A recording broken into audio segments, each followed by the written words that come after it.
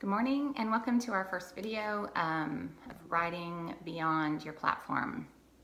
I just wanted to share a little bit about how I ended up here first in this place. So last week I wrote a post on my blog about how I'm over building a platform, which felt like a very dangerous thing to write because I am currently attempting to sell a book to a publisher, and the possibility that publishers would see my attitude toward platform as negative felt a little bit dangerous for me. But I basically hit a wall last week. I was sitting at the kitchen table rewriting chapter 2 because rewrites are part of it, and I've been working on this book for 3 years.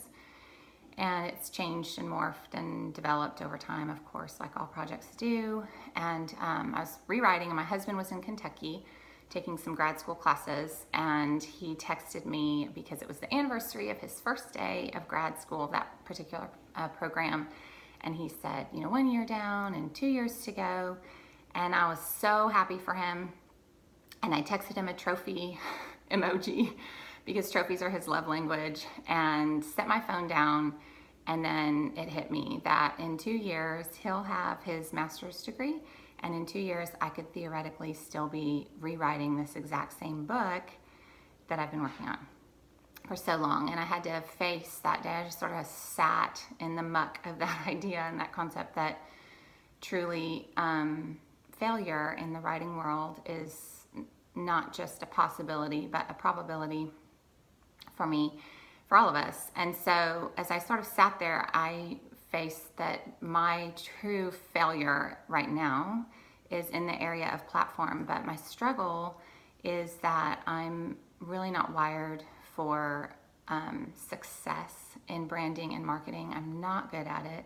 I don't fit well inside that box.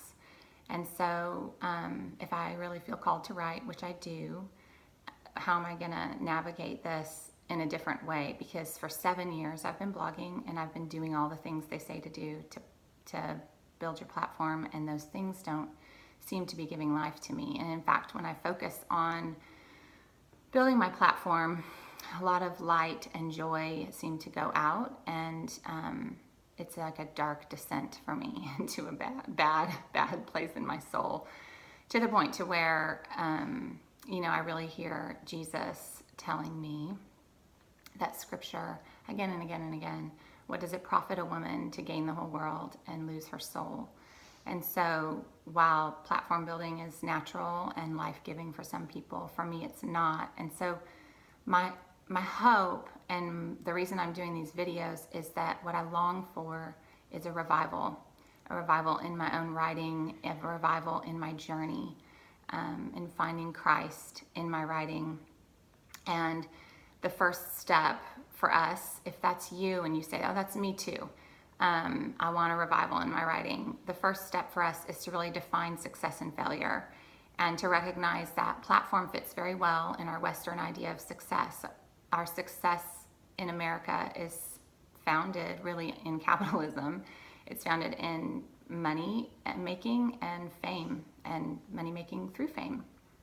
And so platform just fits hand in glove into that. And so if I'm not going to define my success that way, then how am I going to define it? And so we're kind of stepping out and seeking the Lord together.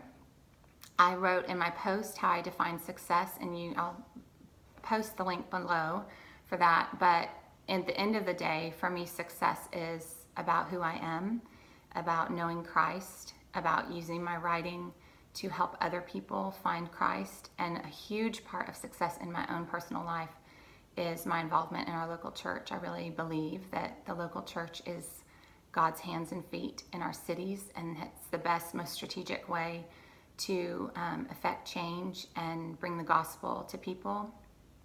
And so my writing has to help the local church. And if it helps other people find their way into their local churches and to dig deeper into that, then all the better. So that's kind of my basic definition of success, I guess that's the broad definition. For specifics, you can read my post because I go into, the kind of mom I am, the kind of wife I am, but that's not as important at this point in the video. So for you, what is success for you, and what has failure looked like for you? And if we're defining failure by the world's standards, then if we don't have a platform, we failed.